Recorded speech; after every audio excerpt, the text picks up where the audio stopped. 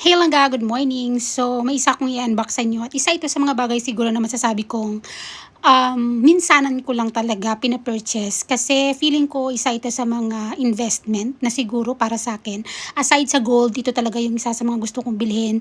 Aside sa gusto ko siya, gustong-gusto ko talaga siya. Yon.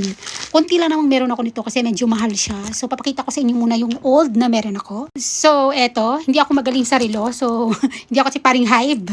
Pero, hindi tayo mag-uusap about sa Rolex. Pero, para sa akin, ito yun na yung mga watch na masasabi kong mahal na na-purchase ko. So, ito yung una, yung Citizen.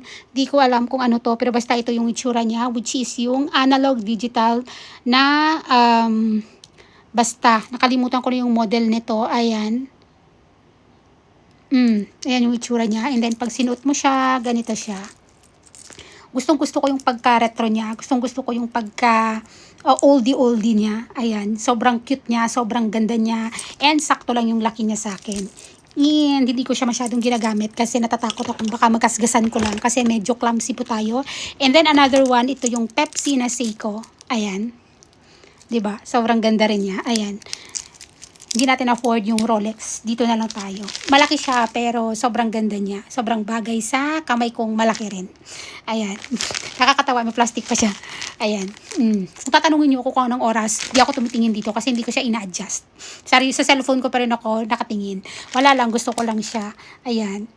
Diba? Sobrang ganda niya. And i-open natin yung bago kong purchase. Ito lang naman yung pangatlong purchase ko. And kapag may nakikita akong maganda, saka lang ako bumibili. Pero pag hindi naman talaga ako nagagandahan, hindi ko naman siya pinapurchase. Kasi nga, hinuhulog-hulugan ko siya. Like for example, ito, 6 months, ganito, ganyan.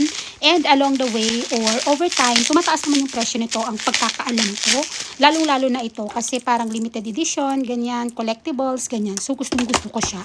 Aside sa pang everyday ko na relo na ito, ayan, ito, just colored. Lalabas na naman yung mga bagong relo, bagong ano niya, model niya. And then, bababa na naman yung presyo niya. And ito yung box niya. I-open natin. Alam mo, tinawagan ko to kahapon. Kasi sabi ko, ba't di pa rin siya dumadating? Natatakot na ako. Baka na-scam na ako. Pero, nandito na siya. Hindi mo lang nag-text. Parang, in-expedite yung order ko kasi tumawag talaga ako. So, ito yung matatanggap mo. May box. And, charan! Siyempre, ayan. And ito siya. Alam niyo ba anong kulay niya? Charan! Kulay pink. Gustong-gusto ko siya kasi kulay pink siya. Ilang beses ko na itong napuntahan sa store. Ilang beses ko na siyang tinry. Tapos tinry ko lang siya ng tinry. Pinigilan ko yung sarili ko. Hanggang isang araw, may voucher ako. Almost 4,000 yung na-discount ko dito. Almost 100 Singapore dollars. And charan! Ito siya. Citizen na wait lang, nakalimutan ko kung paano yung model niya. Chusoya ba? Something ganun. Wait lang, hahanapin muna natin. Yan, may mga instruction manual siya, may warranty card. Ito siya. Ito yung price niya, which is 500, magkano yan? 539 Singapore dollar. And nakaless ako ng 100. Gustong-gusto ko to kasi ito parang 40mm ata to or 44, 43, something ganun. So, malaki siya. Ito, ay, sobrang ganda niya. As in love talaga ako sa kanya nung nakita ko siya.